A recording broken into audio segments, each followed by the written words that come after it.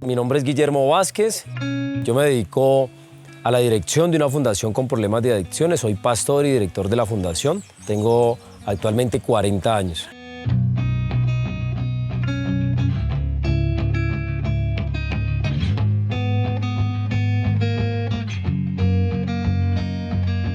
Nací en la ciudad de Cali en 1981, o sea que soy colombiano y soy caleño. Mi hogar lo conforma mi esposa, Angélica Cardona, y mi hijo Juan Esteban Vázquez. Mi infancia, digamos que fue una infancia normal, una infancia donde estuvo papá, donde estuvo mamá, pero más bien digamos que hubo como un papá monetario, ¿no? Un papá afectivo, una mamá que pues fue criada en medio del garrote, en medio de pronto del maltrato, y que no tenía muy claro los conceptos de cómo generar ese amor para la familia. Y fui levantado en un hogar, digamos que aunque estuvo papá y mamá, un hogar fuerte, un hogar donde constantemente las correcciones eran correa. Fue una relación donde no hubo como mucha confianza, donde no hubo mucho diálogo, sino que era un diario vivir normal, pues. No había ese vínculo afectivo. Mi mamá fue la que lideró el hogar siempre. Mi papá siempre fue un papá trabajador, pero pues nunca estuvo ahí como para guiarnos. Digamos que yo tuve valores y principios dentro de mi hogar, pero sí de pronto faltó como esa compañía, como ese monitoreo de parte de papá y mamá, no solamente de mi mamá. Y digamos que eso en un tiempo determinado de mi vida empezó a hacer como estragos o había unos vacíos que tal vez por eso llegó la drogadicción a mi vida. Yo transcurro una niñez normal, una infancia normal, llego a la pubertad, voy a la escuela, luego el bachillerato. Y digamos que durante mi niñez y mi juventud nunca se enmarcó el tema de la adicción a las sustancias psicoactivas. Esto vino a aparecer a la edad de 31 años, más o menos 30 años, cuando ya digamos que, entre comillas, soy una persona realizada, cuando he encontrado un buen empleo, cuando ya me he desarrollado como persona y me he formado a nivel académico, aparece la adicción a las drogas. La ludopatía aparece en medio de mezclar el alcohol y las drogas. Era como una forma de escapar o de esconderme más bien para poder consumir. Llego a los casinos un día por casualidad y de ahí para allá me siguió gustando y seguí frecuentando los casinos hasta volverme un adicto. Pero era una forma como de escapar de la realidad de la sociedad y era una forma como de esconderme para poder consumir y poder sentirme bien.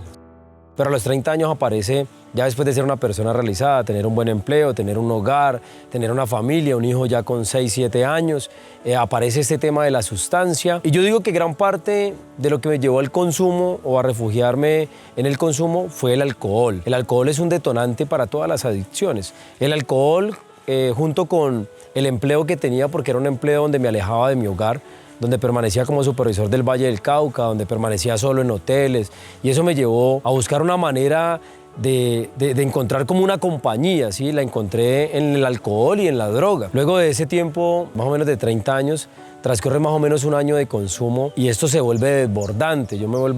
Paso de ser un consumidor normal a ser un consumidor compulsivo, agresivo, ¿sí? Consumidor que ya no le basta una dosis, sino quiere acabar con todas las dosis del mundo. Entonces ahí viene un detonante en mi vida. Eso me lleva al fracaso como profesional, como papá, como esposo, como hijo y a perder mi trabajo también. Eso me lleva al nivel de desespero que ya empecé a vender las cosas, a engañar a la gente. Y ahí aparece esta problemática ya más profunda, ¿no? Y llega un tiempo donde yo ya estoy tan poseído por la droga, pues que ya no me importa ni siquiera el trabajo, ni siquiera mi familia. Una mañana me hacen una auditoría en Buenaventura y me cogen drogado, alcoholizado, borracho, donde allá había vendido el computador, donde había vendido muchas cosas de la empresa y entonces decide la empresa cancelarme el contrato de trabajo. Ahí empieza mi nivel de locura mayor, ¿no? Yo pensé que eso podía parar ahí ya con ese corte de empleo, un buen empleo. Cuando ya me sacan del empleo, yo siento que mi vida se acaba, que mi vida se desborona.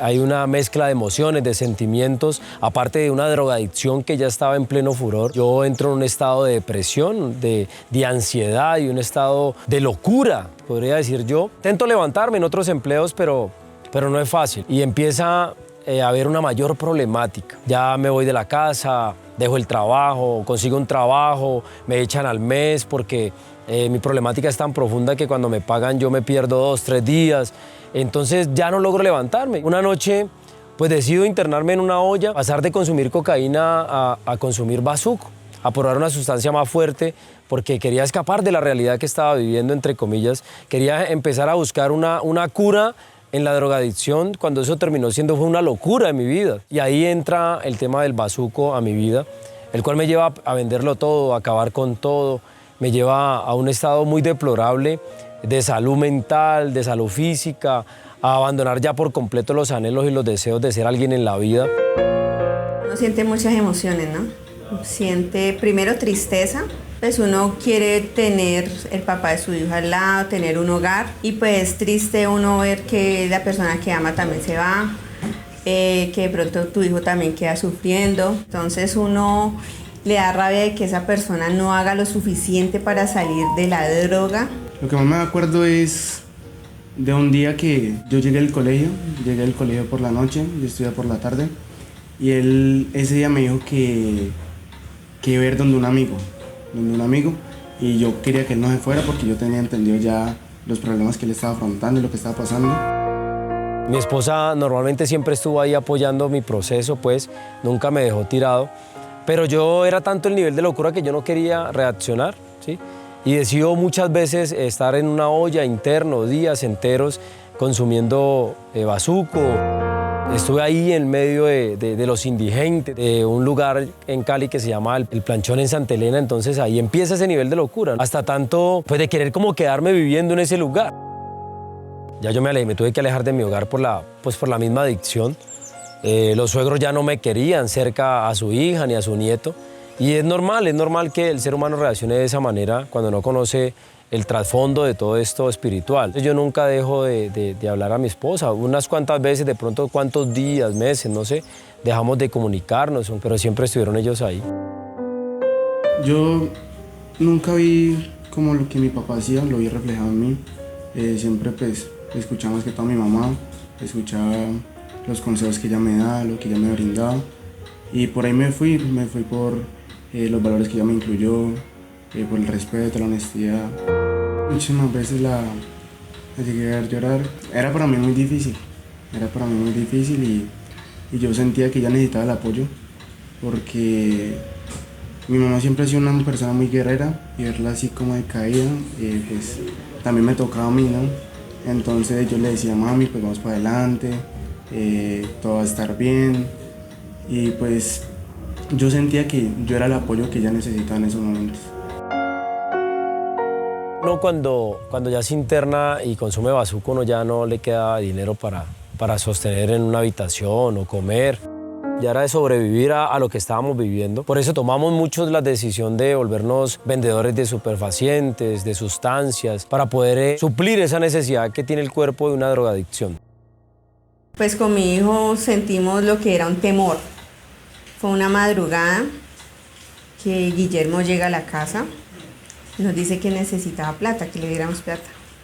Recuerdo mucho ese día porque literal temblé del miedo, porque él me amenazaba era llamando a mis padres que vivían en el segundo piso. Entonces primero no nos gustaba como tanto alegato en la calle, que nos escucharan, no nos ha gustado eso. Y además sentir que ya mi hijo se había despertado y estaba al lado mío y él pidiéndome plata desde el primer piso cuando yo vivo en un tercer piso. Ese día literalmente temblaba de susto. Temblaba, o sea, no es que uno sienta el miedo, que ay me dio susto, no, era temblar todo tu cuerpo, ver a tu hijo al lado, verlo como él también temblaba. Entonces recuerdo que ese día solo tenía 20.000 pesos en el bolsillo. Y mi hijo me decía, mamá, entrégueselo. Y yo le tiré la plata. Ese día sentí que yo ya no podía más. Al otro día, como todos los adictos hacen, que lo quieren manipular porque son manipuladores, me decía que lo perdonara, que... Ahí yo le cerré la última puerta que él tenía, que era nosotros. Ahí yo le dije, Guille, sí, yo te he apoyado hasta el momento, pero ya no más. Si vuelves a ir a mi casa, te echo a la policía. Y Berta lo sentía así. Ese día En el momento que yo le dije eso a Guillermo, se me partió el corazón. Se me partió el corazón porque yo decía, bueno, ahorita qué va a pasar con él, es el papá de mi hijo, es la persona que yo amo. Pero tenía que hacerlo y fue la decisión, y es la decisión que más sabia que un familiar o un amigo puede hacer con un adicto, cerrarle las puertas. Es una experiencia que la verdad no se la desea uno a nadie, pero una mañana yo le clamo a Dios y levanto mi mirada y le digo que si Él es tan poderoso para hacer todo lo que dice la gente, pues que hiciera un milagro en mí, para poder salir de esa problemática. Y entonces yo clamo a Dios en esa mañana y Dios responde a mi clamor, ¿no? Y manda a mi esposa, a mi familia, la cual decide llevarme a un lugar de restauración. Me llamó, me dijo que tenía hambre, que no había comido durante esos días. Le dije que dónde estaba, me dijo que estaba en el planchón de Cali, en el planchón de la Galería de Santa Elena. Fui hasta allá en un taxi, recuerdo que ese día el taxista le dije, no, lléveme que allá hay un amigo. Pero no le dije que era mi esposo. Le dije, me espera que yo les voy a llevar una comida. Ese día recuerdo que Guille me estaba esperando. Guille estaba totalmente ya demacrado. Los jeans se los había volteado porque los tenía muy sucios, entonces para que no lo viera tan sucio los volteaba. Y una camiseta totalmente sucia. Yo no vi esas cosas, lo único que hice fue abrazarlo. Porque nadie sabe de pronto el sentimiento que uno tiene hacia las personas que están en la calle. Ese día yo lo abrazaba y le decía que no, que él no pertenecía ahí, que Dios lo tenía para otras cosas. Y él me decía, sí, yo sé. Lo volví a dejar ahí. Al otro día, muy a las 9 de la mañana más o menos, me dijo, Angie, venga ya por mí. Estaba a unas cuadras ya más lejanas de la galería. Cuando lo vi ya lo abracé, pero fue una llamada de alegría. Saber que él ya estaba pidiendo ayuda, saber de que él ya se quería rehabilitar. Y fue una llamada que para mí fue de gran bendición para ver lo que ahorita es mi esposo. Inició un proceso en Jamundí, en una fundación que se llama Yoshua, Fundación Yoshua, liderada por el director Edwin España. Ahí empiezo mi proceso, duró más o menos 4 meses. Por ciertos motivos en la fundación yo salgo del proceso de ese lugar, expulsado de la fundación, pero sigo mi proceso en otra fundación que en ese tiempo se llamaba Ebenecer o Piedra de Ayuda, la cual lideraba el pastor Freddy Arias. Y ahí empieza mi proceso de restauración. Es un proceso largo, casi 2 años de proceso. Guillermo llegó aquí en una condición muy lamentable, se puede decir que en una condición de calle. Aquí se preparó, aquí estudió y aquí se le dio la dirección para abrir su propio ministerio. Salgo de ese lugar a volver a enfrentar la vida. Luego de ese tiempo de 2 años, pues vivo varias recaídas de consumo, ¿sí? Hasta antes de llegar a ser pastor y director de la fundación. Ver a uno de estos muchachos recuperados, pues, es como el premio mayor que uno se gana. Porque si se restaura un muchacho de estos, se restaura un hogar, una familia, y detrás de él vienen muchos muchachos que se van a restaurar. Solo hay una cosa que convierte en imposible un sueño, y esa cosa es el miedo al fracaso. Hay 2 cosas importantes que hay que tener en cuenta. Yo conté con la ventaja de venir formado a nivel académico y traía ya sueños, traía anhelos en mi vida, y a pesar de ese bache, de ese momento de dificultad, digamos que los sueños estaban adentro de mí, ¿sí? Yo quería ser alguien en la vida y también sentía mucho amor por mi familia, por mi hijo. Él no era mi hijo, el que mi hijo no me viera en esas condiciones, el que mi esposa no sufriera más, que mi madre, que mi padre no sufrieran más. Yo creo que eso llevó a que yo me determinara. Regularmente mis procesos en la fundación nunca fueron rebeldes, nunca fui una persona rebelde. Tuve siempre un corazón manso, humilde, para dejarme formar y dejarme moldear. Al primero que le agradezco es a Dios, que fue el que me escuchó en mi clamor. Mi familia, por parte de mi papá, mi mamá, también hicieron parte de ese proceso, pero fundamentales. La que estuvo de frente fue siempre mi esposa y mi hijo ahí batallando la problemática de las adicciones a las drogas. Guille, después de que hizo su proceso en Ebenezer, cuando iba a salir, pues como mis padres no lo aceptaban, pues era lógico después de tanto tiempo uno ver a su hija sufrir, a su nieto sufrir, a que las cosas iban mal. Después de que Guillermo salió de la institución, yo me fui de la casa donde vivíamos, que era el tercer piso. El segundo día mis padres, nosotros nos fuimos cerca de la casa a vivir. Nosotros lo tomamos bien, Juan Esteban también lo tomó bien. Es como volver a empezar, pero sí hay una desconfianza. Siempre yo le decía, ¿para dónde vas? ¿Con quién vas? ¿Ya llegaste? Eso porque es el temor que uno siente después de que ellos vuelven a la casa y eso es normal. Eso es normal uno sentirlo, pero pues con la ayuda de Dios nos ha fortalecido muchísimo.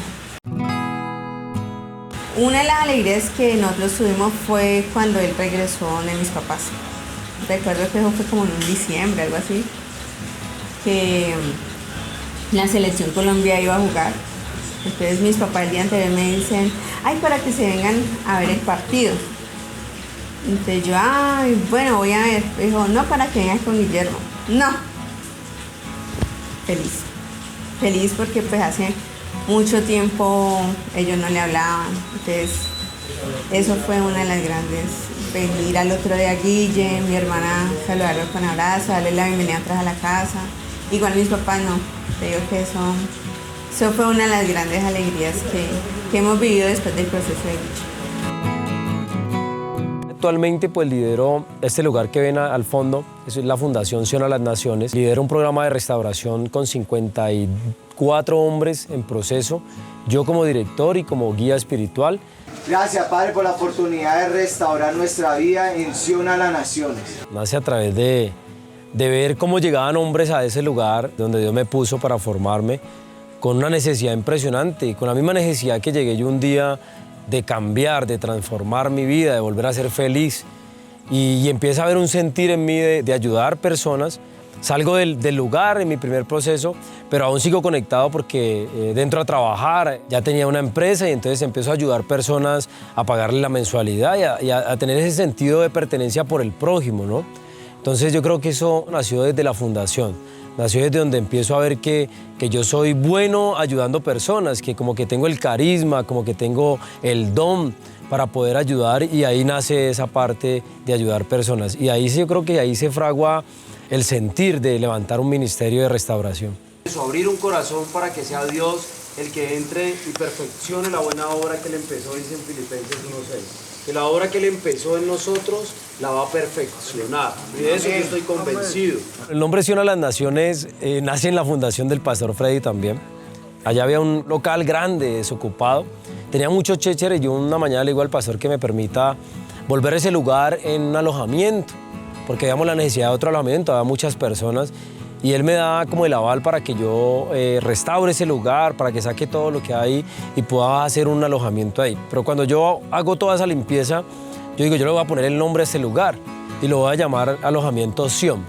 Porque Sion es el monte donde subía a orar Jesús, ¿sí? Antes de ir al Getsemaní, él subía a orar al monte de Sion. Entonces digo, este alojamiento se va a llamar Sion y ese día declaro, o como algo profético, profetizo sobre lo que viene a pasar unos años después, que era abrir la Fundación Sion a las Naciones. Yo digo, cuando yo levante mi fundación, ese mismo día dije, cuando levante mi fundación se va a llamar Fundación Sion a las Naciones. Sion por el alojamiento y por lo que Jesús subió a orar, y a las naciones porque es una visión a nivel de naciones. Este lugar me trae muchos recuerdos. La mayor parte de mi proceso de 2 años en este lugar lo viví aquí en el alojamiento Sion. Primero declaramos que Dios iba adelante. Hay un sentir, vengo de dejar una empresa, de vender unas acciones y decido emprender. Dios me pone el sentir de levantar una fundación. Esta fundación se levanta como 3 meses antes de la pandemia. Recordemos que la pandemia cerró empresas, la pandemia cerró lugares, pero por lo contrario este lugar lo levantó en medio de una pandemia. Yo inicio la fundación con un interno, Guillermo Vázquez era el interno, y al otro día llega el primer interno a nuestra fundación. Y ahí para allá al mes ya teníamos como 9, 12 hombres en restauración y ahí empezamos a darle, digamos que como la estructura al ministerio y aún todavía hoy después de 2 años y medio seguimos estructurando este lugar. Guillermo me abre las puertas de Sion al mes de haber sido fundada. Llego a este lugar a ejercer el servicio como líder, como terapeuta y ayudando a otras personas, demostrándole a otras personas de que pues, realmente salir de ese mundo de drogadicción, de delincuencia, sí es posible siempre y cuando vayamos siempre de la mano de Dios. Más que el director de este lugar, bueno, yo puedo decir que Guillermo hoy es un gran amigo para mí y ha sido de gran apoyo también dentro de este tiempo. Hemos pasado por 3 fincas. La finca más grande que hemos tenido es esta y es la finca que nos ha traído Dios para crecer, ¿no? Actualmente en esta fundación hay 54 hombres en restauración. Ya llevamos 2 años y medio desde que Dios decidió levantar este lugar. Del 2013 hasta hoy siempre fui líder de fundación, estuve en contacto, muchas veces me alejé, en mi recaída regresé, retomé procesos, más siempre se quedó sembrado como la semilla que Dios dejó desde mi primer proceso ahí, de que me gustaba lo de Dios. Yo me veía ahí en ese lugar predicando el evangelio, donde he pasado por estudios bíblicos, donde me formé en la iglesia como líder espiritual, donde aprendí a hacer devocionales, donde aprendí a predicar. El año pasado, pues después de ya haber abierto la fundación, la iglesia y el pastor Samuel, que lidera la iglesia, deciden que yo ya no soy un líder, sino que yo ya debo de tener un nombramiento como pastor de la iglesia, como pastor de labor social y como pastor de la fundación. Ahí me hacen un nombramiento hace un año ya como pastor de la Fundación Sion a las Naciones y como pastor de la Iglesia Cruzada Cristiana de Labor Social. Guillermo es una persona humilde, ha sido un hombre esforzado también y ha sido un hombre valiente, puesto que se determinó también a salir de esta problemática en la cual ambos estuvimos un día. Creo que ambos tocamos fondo. Guillermo o Guille, ¿no? Le decimos Guille de cariño. Él viene de lo más vil, de lo más menospreciado. Y realmente es como algo impactante ver cómo Dios lo ha utilizado, cómo Dios lo ha hecho subir de nivel. Ha cumplido ese rol de padre porque pues no lo tuve. No solamente ha ayudado en el proceso de nuestros hijos, sino que también en el proceso como familia. Venimos de la misma problemática, pero pues él te inspira. Ha sido un gran guía espiritual, ha sido una gran persona para mí. Y en mi vida ha causado como ese acobijo espiritual. Me ayudan a comprender más quién soy yo. Guillermo veo superación, ¿no? Puedo ver que sí se puede. Gracias a él y a la fundación puede cambiar y mejorar en cada aspecto de mi vida. Porque al lado de don Guillermo, el pastor Guillermo y la fundación me siento el hombre casi perfecto, porque el único perfecto es Dios. Se puede salir adelante empezando de abajo, realmente se puede. Él ha sido un modelo a seguir. Para todos los jóvenes los invito a este hogar o a cualquier otro hogar. Este hogar tan lindo y tan hermoso llamado Sion a las Naciones, en el que encontré una familia. Y para todos los jóvenes que recuerden que vivir sin drogas sí es posible. Quiero decirles que los amo, agradecido por ser parte de mi vida. Yo creo que ustedes ocupan el lugar más importante en mi corazón después de Dios. Fueron una pieza clave, fundamental, fueron el bastón, el aliciente en mi proceso de restauración y en este proceso que seguimos viviendo todos los días, que no fue fácil, que fue con momentos de dificultad, que fueron obstáculos, que fueron el llorar, el reír, el gozar, pero que hoy vemos la mano poderosa de Dios en nuestras vidas. Y quiero decir una vez más que los amo, que por nada del mundo cambiaría mi familia, y si volvieran a nacer quisiera tener la misma familia que tengo hoy, la misma esposa, el mismo hijo que Dios me ha regalado. Yo creo que yo soy el hombre más afortunado del mundo por tenerlos a ustedes y por haber sido esa inspiración, o siguen siendo la inspiración para los momentos de dificultad, en los momentos donde tropiezo, caigo, pero me quiero volver a levantar. Siempre son esas ganas de salir adelante y esas ganas de existir. Por eso les quiero decir en esta tarde que los amo con todo mi corazón y que Dios los ha puesto ahí como un regalo precioso.